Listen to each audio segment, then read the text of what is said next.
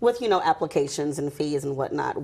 Myself and some other art teachers from different backgrounds, races, and even religions have gotten together and decided we really want to push not just the visual arts, but teaching multiculturalism, tolerance, equality, and acceptance. All these things within the visual arts community for our kids, because it starts at that age. Yes. And so we want to have a program, we're building a program that is for kids who do have a natural proclivity for art.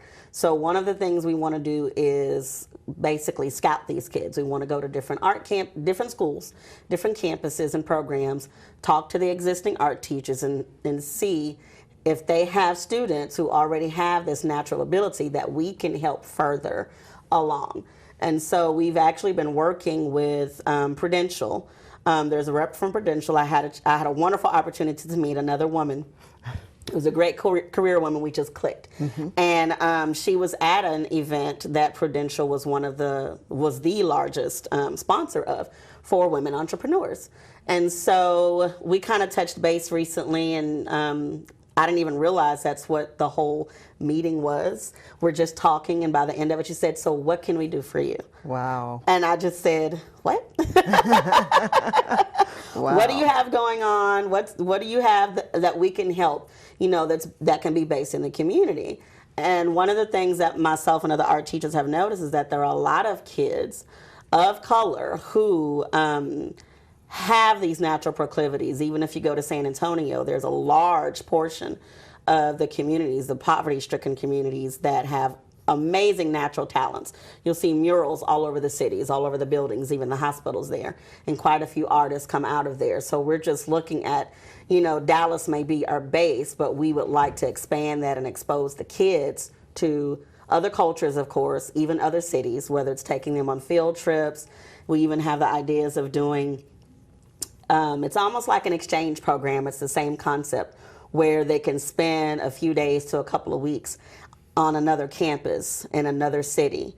And we can take some of those students and they learn certain things that they may not learn anywhere else. And so they can come back with those lessons and be able to share. Well, exposure. It's very, very important.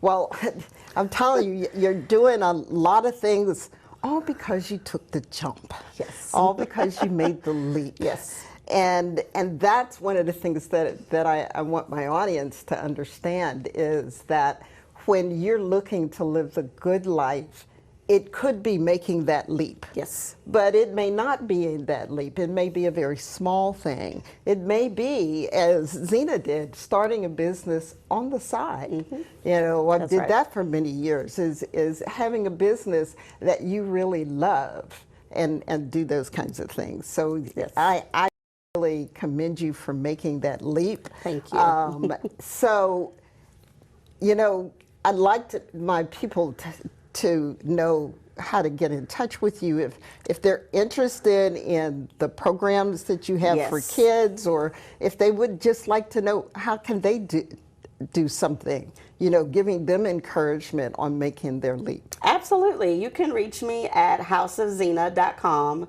I'm on all forms of social media. That's Twitter, Instagram, even Pinterest, Facebook, of course, all under the same name, House of Zena. And that's with an I. That is with an I. I'm sorry. Z like zebra, I, N like Nancy, A. Yes. So House of Zena. And I'm, like she just said, I'm more than willing to help, not only if you're trying to be a client, but if you just need the inspiration, motivation, or even advice, even if it's, how do I get started? How do I get a DBA?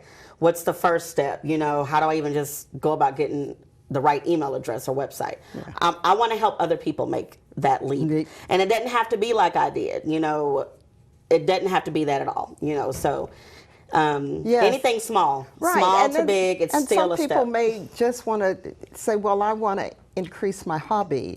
I've been just drawing. I've been getting those coloring books, right? Yes. And being creative with the coloring books and doing those kinds of things. But just, if you want a hobby and saying, well, I always thought about doing watercolor, or could I get someplace get what do I want to call it? pen and ink. So when I travel, most time we travel,